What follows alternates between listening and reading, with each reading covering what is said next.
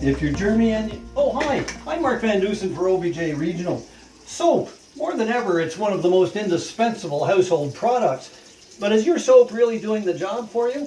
If you have to ask that question, there's a Cornwall company that says you may be hanging around the wrong bar. Sounds simple enough. What is it exactly you're making? We make bar soap currently. That's our main product.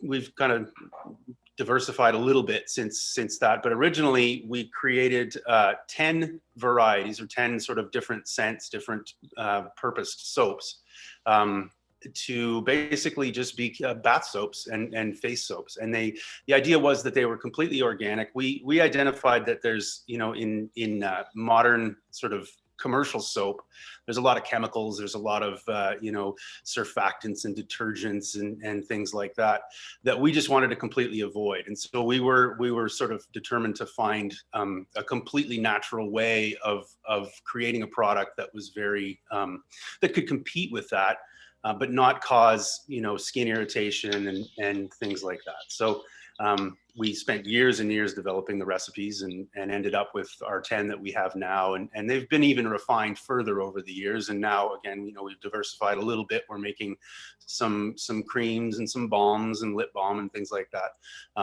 Not on a very commercial basis. We actually do contract manufacturing. So we make those products for a few other companies as well. But we will be rolling that stuff out for our own company, in the next year or so. How do you measure your success over the first decade? How much soap are you selling? What's your distribution?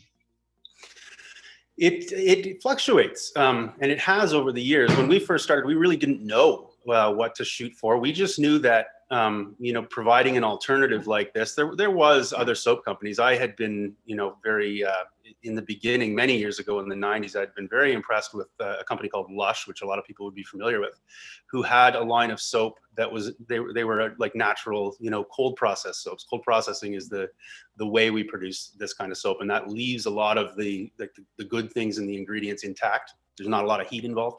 And they were doing that. And I was very impressed with that. And then they sort of got away from it and started making a whole bunch of other things. And I didn't find it as satisfying. And always in the back of my head was, I wish I could find a soap that could replace that could be that again, and that I could just find commercially. And so when it was Angela's idea, she was a bartender at the time, and she was, a huge essential oil fan, and decided, together, I guess, that soap was the way to do this, and that, I would be over the moon if we could, make a good soap.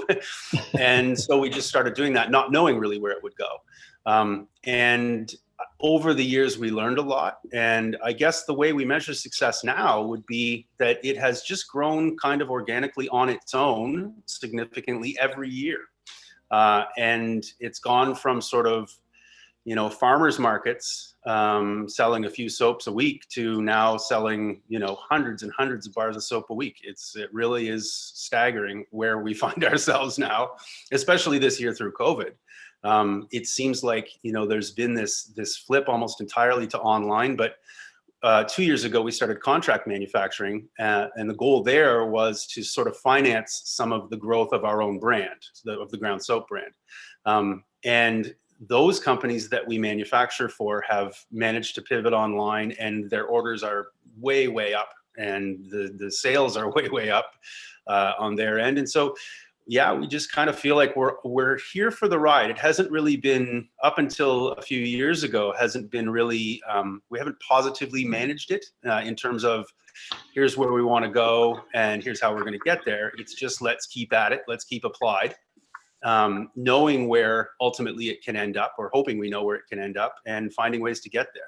And so now we really feel like this year, 2021, is the year that now that our contract manufacturing is where we want it to be. And we've got, I guess, the suite of companies that we're manufacturing for pretty much settled, and the volumes there settled and growing.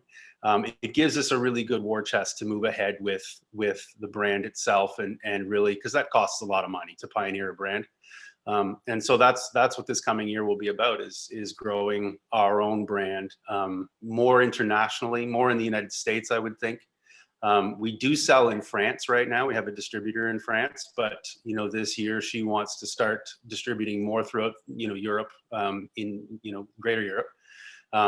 And so, yeah, there's a lot of things on the horizon that, we have to pick and choose. We have to be picky about what we do because resources are not unlimited. But yeah, that's sort of, I guess we just measure success by how good it feels and how much we need to do other things, or, how much we can just apply ourselves to this job. I think you're being a little humble because, as I understand it, to be successful enough to sell soap in France, you have to be recognized by a pretty strict set of within a pretty strict set of regulations. Is that correct? That is correct. Yeah. And we did have to go through that whole thing when we first started selling to her, when we first, the relationship first started. It's called the REACH guidelines, which is in Europe, they implemented it fully. I think 2 years ago, it was fully implemented, and that implementation took 4 years. But at the beginning, when they first announced it, we were already selling there. We already had 3 products of ours that she was carrying. And so we got, 2 years to kind of fulfill what our obligations were to sell in the European Union. But it was a big job. It's they are very, very picky about the origins of every single ingredient, and that we have documentation about the origin of every single ingredient down to the manufacturing practice of those, or the harvesting practice of those ingredients. If they're things that were like oats, you have to know the farm they came from and the way it was harvested. I mean, it's just incredibly complex. And then now one of the problems is we don't have an ISO certification. So we did certify the 3 products before that was a stipulation, or that had rolled out fully the ISO requirement. So now we're in the process of getting an ISO certification, the European ISO, so that we can certify the other 7 products. And that's one of the jobs we're undertaking this year. This I take it is a batch process. What would I see visually if I was in your plant watching your soap making process? I guess it's the batch system is a couple of tanks, one which an oil mix goes into, and the other which a lye mix goes into, a caustic mix, which is the ingredient that converts sort of the oils into soap or salts. And so there's 2 tanks. Actually, I can turn those so that you can see them. I'm right beside them right now. Oh, excellent.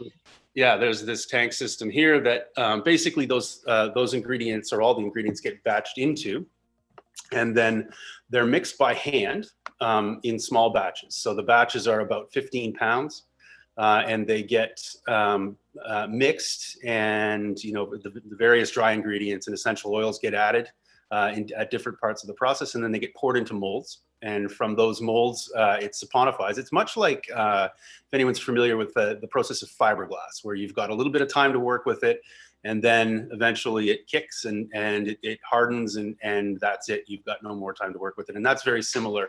We have about 15 minutes with our particular recipe to work with it and get it into a mold, get everything mixed in and get it into a mold. And then it actually goes through a thermal reaction where it generates a bit of heat, and the oils get converted into soap.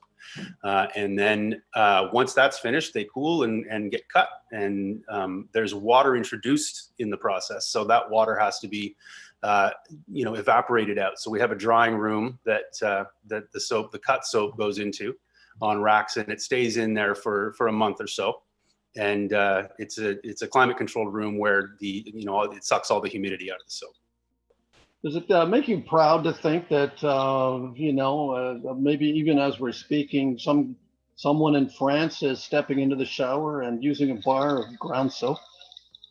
Yeah, I do actually think about that all the time. It really astounds me, that whole idea. Like, sometimes when I'm in the shower, I'm like, I wonder how many people are doing this exact thing right now.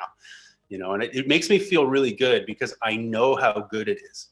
And it just, to know that you're part, or something that you've done is part of people's daily routine, and it's a very personal part of their daily routine. It's incredibly satisfying. Short of imagining them in the shower, of course I don't do that. It's really nice to know that you can, when you make something and it's just one of those things that, you think you're just making landfill. we're not, we're making something that people really value. And we get warm fuzzies when we hear about people using our product, and that just, there's no better feeling. I don't care if we don't become a gigantic company, that doesn't really matter. The fact is that the impact that we do have on the people who do use us is always positive. We've got 5-star rating on our website for every single one of the soaps. It's just, people just have a great experience with us, and that just makes us feel good and makes us know we're doing the right thing.